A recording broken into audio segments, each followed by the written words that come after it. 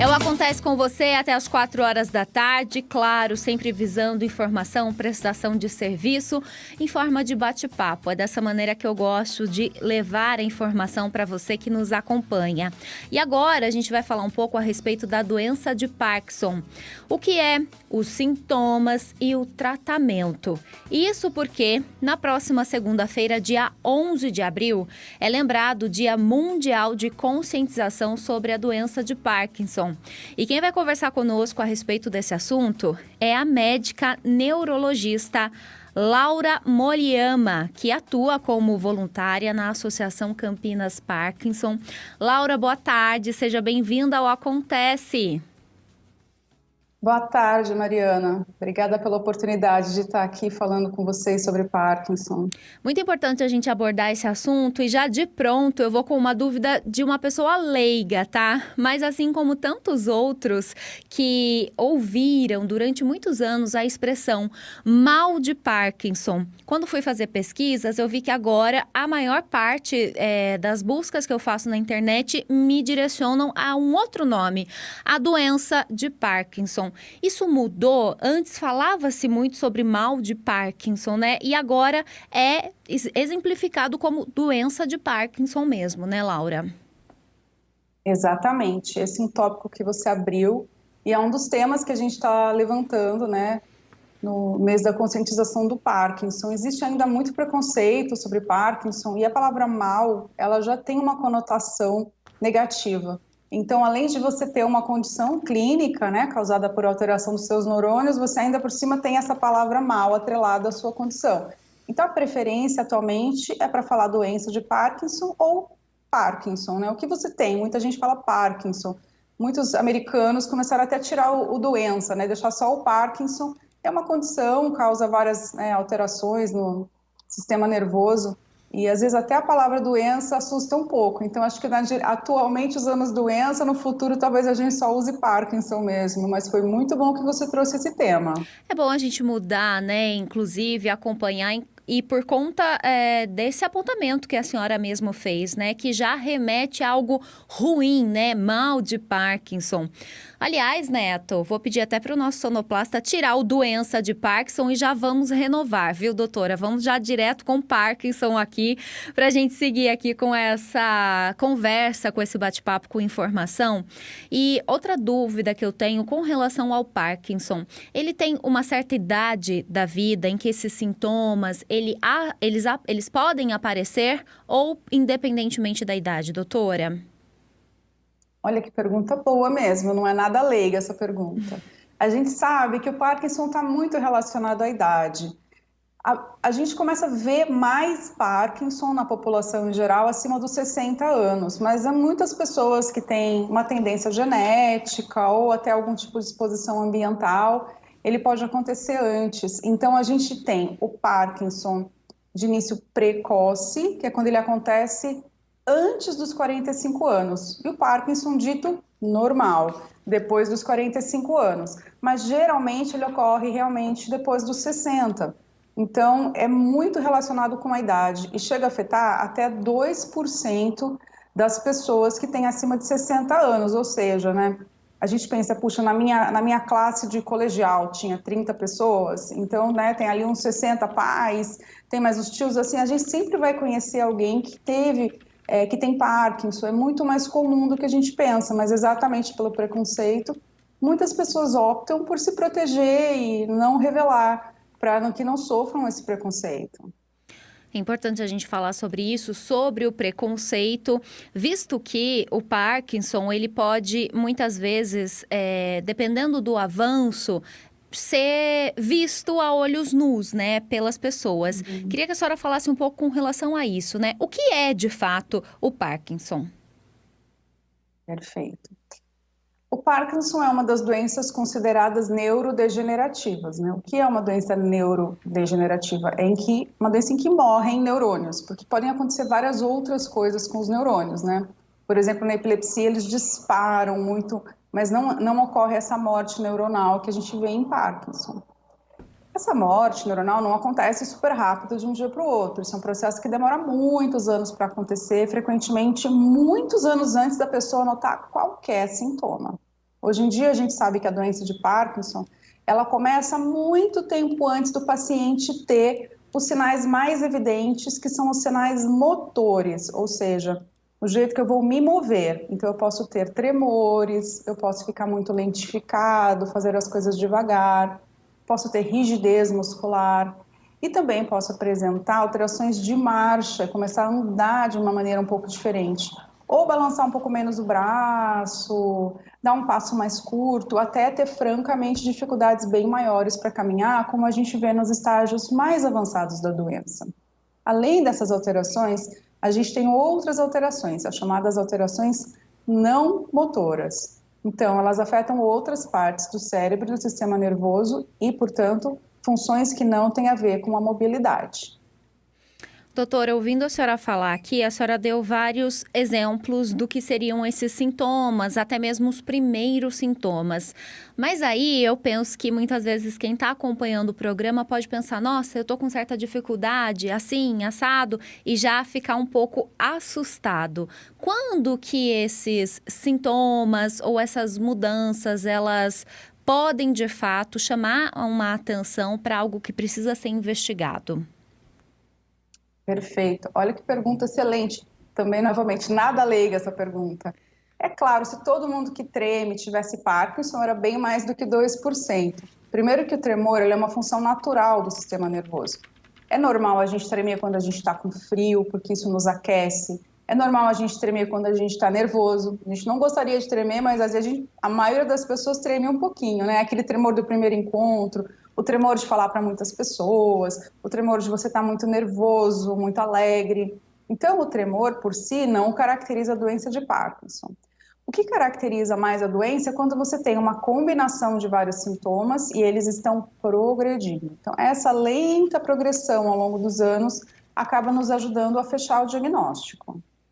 Importante, então, que as pessoas fiquem atentas. Outra dúvida que tenho, tanto homens quanto mulheres têm chances iguais ou isso pode mudar dependendo do sexo, doutora? Outra pergunta excelente. Essa é uma questão que está ainda um pouco conflituosa. Tanto homens quanto mulheres podem ter doença de Parkinson, mas existem algumas pesquisas mostrando que homens têm mais Parkinson do que mulheres. E existem algumas pesquisas mostrando que não, que é o mesmo tanto nos dois.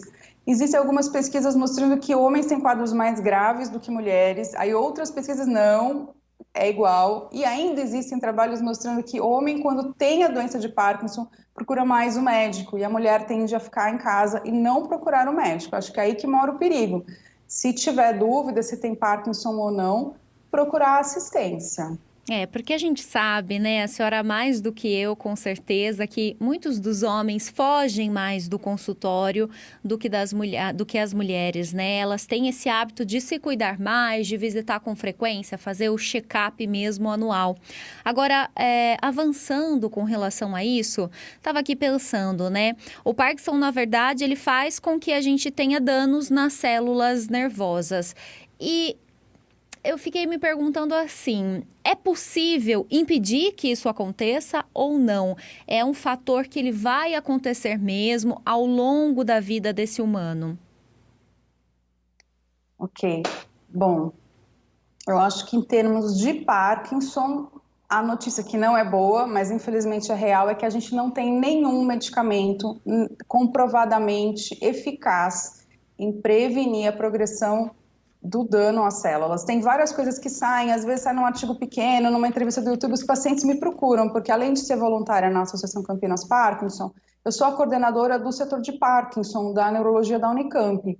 Então, eu vejo muitos pacientes, e eles trazem essas notícias com muita fé, com muita esperança de que agora vai resolver, mas a gente ainda não tem nenhum medicamento eficaz em reduzir essa progressão. Às vezes tem um trabalho aqui, outro lá experimental, com animal ou com célula, mas não na vida real, com estudos grandes, confiáveis. Agora, eu também tenho uma notícia que eu não sei se é ruim ou boa. Para os portadores, vocês não estão sozinhos na perda dos neurônios. Nós, seres humanos, a gente vai perdendo neurônio mesmo ao longo da vida. Os neurônios se multiplicam dentro do útero, o número depois fica estável e eles só vão amadurecendo as suas conexões ao longo da vida da criança e da vida do jovem. E quando a gente chega na vida adulta, a gente já começa a perder neurônio. Eu já devo ter perdido um monte de neurônio. Então, essa perda dos neurônios, ela não é tão assustadora assim para quem conhece o funcionamento do cérebro humano, mas ela está mais acelerada em Parkinson. Então, temos que tentar encontrar maneiras de desacelerar, tanto para as outras pessoas, né, que não é bom para ninguém isso, a gente quer viver para sempre nessa geração, né, nem para os portadores de Parkinson. Muita atenção, viu, com relação a todas essas informações que a doutora Laura está trazendo para a gente. E eu disse aqui no início dessa entrevista, dessa conversa, que se você tivesse dúvidas, você pode participar conosco pelo nosso WhatsApp 992225124. Esse é o nosso número para contato, viu? E doutora, tá chegando dúvida aqui. Eu só tô com uma dificuldade para reproduzir o áudio, um recadinho de áudio que chegou aqui da nossa audiência. Eu vou avançar com a senhora e daqui a pouco eu vou colocar a dúvida da Maria Aparecida, que mandou uma mensagem de áudio aqui pra gente. Falando sobre a questão do Parkinson, aliás, a dúvida dela, eu comecei a ouvir a mensaginha, é de que, nossa, será que eu tô com essa doença e tudo mais? Que é exatamente isso, né? Muitas vezes a gente ouve sobre determinado assunto e já começa com caraminholas na cabeça e tudo mais. Mas é possível viver bem, doutora, com Parkinson? O que um paciente, após ter esse diagnóstico, o que muda na vida dele? Bom, eu já acompanhei mais de 1.000 pacientes nessa transição aí de tantos anos com Parkinson, porque eu trabalho com isso faz mais de 2 décadas, né? Então eu posso falar assim que eu conheço bastante dessa experiência, se não na minha própria pele, na pele de pessoas que eu amo muito, que são os meus pacientes. Eu acho que passado aquele susto inicial, todo mundo assusta, a família assusta, todo mundo confere 20 vezes, está certo mesmo, tem que conferir. Se for feito o diagnóstico de Parkinson, nós temos muitos medicamentos, eles são eficazes, o paciente tende a ficar muito bem muito tempo. E fala, mas um dia vai progredir? Provavelmente. Algumas pessoas é muito lenta a progressão, e algumas pessoas é mais rápida. Isso depende de uma série de coisas, e inclusive de outras doenças que a pessoa tem. Se tem um monte de doença combinada, a progressão segue também aquelas outras doenças. E ele ainda mais depende muito do apoio que a pessoa tem. Por isso que o preconceito, machuca muito. Porque a questão do apoio social, do apoio familiar, é muito importante. E ela melhora até mesmo a performance motora, comprovada em artigos científicos, só porque a pessoa é bem apoiada. Então, eu acredito que as perspectivas são muito boas, não é para se desesperar. E entre as doenças que a gente tem de degenerativas, Parkinson eu acho que é a mais tratável que tem. Então, a gente com certeza tem muito a fazer. Bom, vamos lá ver se eu consigo reproduzir, então, aqui a mensagem de áudio da nossa ouvinte. Doutora, eu vou soltar direto, inclusive, aqui no microfone, para a gente acompanhar junto aqui a dúvida da Maria Aparecida, que está conversando conosco pelo WhatsApp. Doutora, boa tarde. Boa tarde a vocês todos aí. Doutor, será que eu tenho começo dessa doença? Porque as minhas mãos adormecem muito, muito. Às vezes eu acordo com elas muito dormentes, que eu não consigo nem mexer com elas. Será que é isso já? A senhora explica para mim, fazendo um favor? Boa tarde. É a Maria Aparecida, da Silva. Aí, doutora, a primeira dúvida que chega pra gente é com relação a isso, essa dormência das mãos, né? Nosso ouvinte diz que ela acorda sempre com muita dormência nas mãos. Isso poderia ser um sinal de Parkinson? Não é um dos sinais mais frequentes de Parkinson. Geralmente isso é causado por outras coisas. Então, no caso da Maria Aparecida, se fosse você, claro, não é bom nem gostoso acordar com a mão adormecida de manhã. Mas às vezes é porque você deita em cima da mão e comprime um pouco o nervo. Tem algumas síndromezinhas, né? A famosa síndrome do túnel do carpo. E o que é esse famoso túnel do carpo? É uma regiãozinha aqui no punho em que o nervo passa por um túnel mesmo. E aí nesse túnelzinho, às vezes ele é apertado dependendo da maneira como a gente dorme à noite. Então o melhor é passar no seu médico, não precisa ser necessariamente neurologista, pode ser clínico geral, geriatra, explicar o sintoma e ver se não se explica por uma outra condição, porque realmente não é comum em Parkinson ter isso como primeiro sintoma. Outra dúvida chegando por aqui, dessa vez é da Inês Silva, doutora. Ela disse: o Parkinson afeta muitos movimentos, muitas vezes deixando a pessoa sem andar. com um bom tratamento, fisioterapia, é possível voltar? Quanto por cento? Ela diz que ela cuida de um senhor que tem Parkinson e, pelo que eu entendo aqui nesse depoimento, esse senhor está de cadeira de rodas ou até mesmo acamado, doutora. Chegando num ponto, é possível chegar então, né, a um ponto assim em que essa pessoa deixa de andar, perde esses movimentos e é possível voltar aos poucos? Olha que pergunta super interessante. Olha, é muito possível depois de ir para a cadeira de roda sair da cadeira de roda em Parkinson. Não só é muito possível, é razoavelmente comum. O que acontece ao longo da doença de Parkinson? Você tem uma dificuldade que progride muito lentamente. Mas no meio dessa lenta progressão, você pode quebrar uma perna, você pode ter uma gripe muito forte, ficar de cama, você pode ir para o hospital fazer uma cirurgia e inúmeras outras complicações do dia a dia.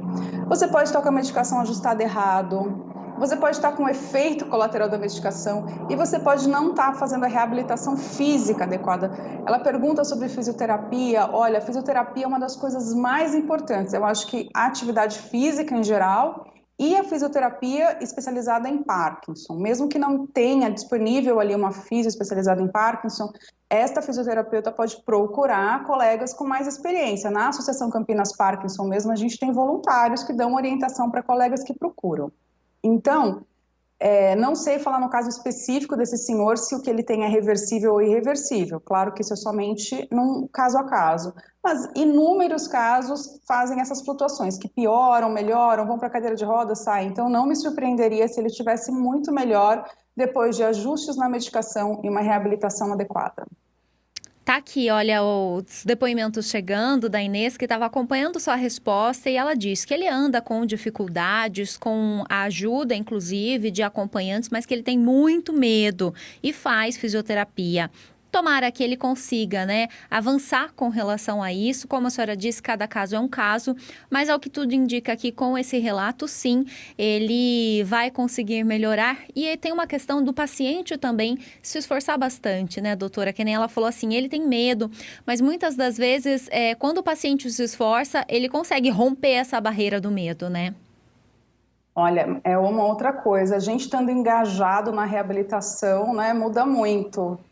Eu falo como uma pessoa que não é a pessoa mais esportista do mundo, né? Eu sou o que na minha geração chamava de nerd, né? Que é a pessoa que gosta de ficar estudando e não é muito boa de esportes. Então eu me identifico muito com a dificuldade que os meus pacientes têm de reabilitar. Fala, meu Deus, mas eu vou ter que fazer tudo isso? Porque tem paciente que adora, né? Adora exercício, é mais fácil. A gente precisa vencer essa barreira. E o medo, muitas vezes ele faz parte de uma síndrome mesmo, que ainda não é muito divulgada. Tem uma posição legal a gente divulgar aqui, Mariana. Chama Síndrome do Medo de Cair. Né? Em inglês é Fear of Falling. Né? Foi descrita primeiro fora do Brasil, mas já é conhecida no mundo inteiro. O que é essa síndrome? Acontece muito em idosos que têm uma queda ruim, ou se machucam, ou assustam muito, e depois desenvolvem um quadro de ansiedade relacionado a marcha. Ele vai andar, ele pensa, mas assim, se eu cair agora? E aí começa a entrar tipo um pânico mesmo. É mais ou menos como uma espécie de síndrome do pânico, só que relacionada à queda.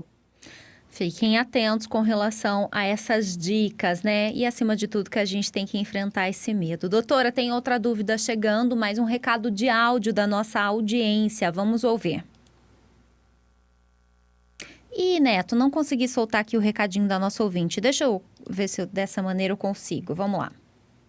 Boa tarde, doutora. Meu nome é Adriana. Eu sou portadora de Parkinson. Eu tenho tremor do lado direito, perna e braço. E eu gostaria de saber se a musculação, qual atividade física ajudaria nesse processo do Parkinson não se avançar muito. Se a musculação ajuda ou a hidroginástica. Adriana, boa tarde, obrigada, viu, pela sua participação. É possível a musculação auxiliar também, fortalecer os músculos, alguma coisa nesse sentido, doutora? O que a senhora recomenda? Olha, muito legal. Adriana, obrigada, viu, pelo seu depoimento.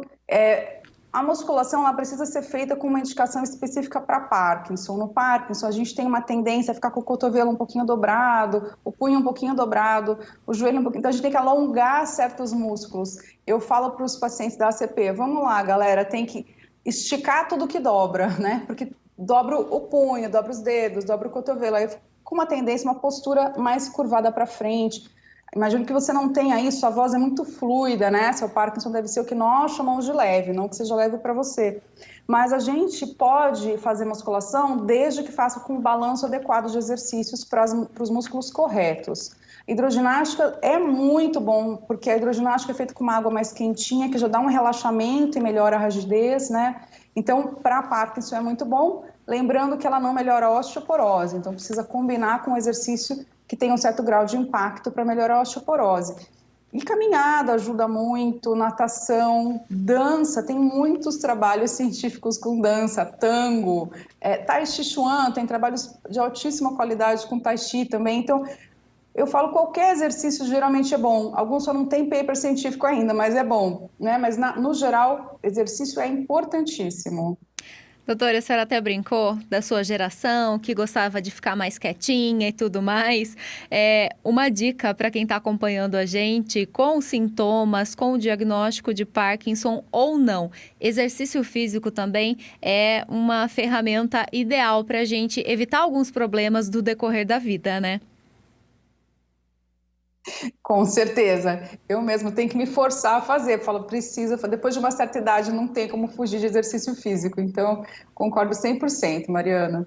Aliás, se me permite, deixa eu só já avançar aqui com uma das pautas que eu vou trazer no programa logo mais. A gente vai falar sobre o Dia Mundial da Atividade Física. Quem está acompanhando o programa, eu vou falar sobre uma ação especial, viu? Pelo Dia Mundial da Atividade Física, que vai ser realizado aqui na cidade de Limeira amanhã. Continuem ligados no programa.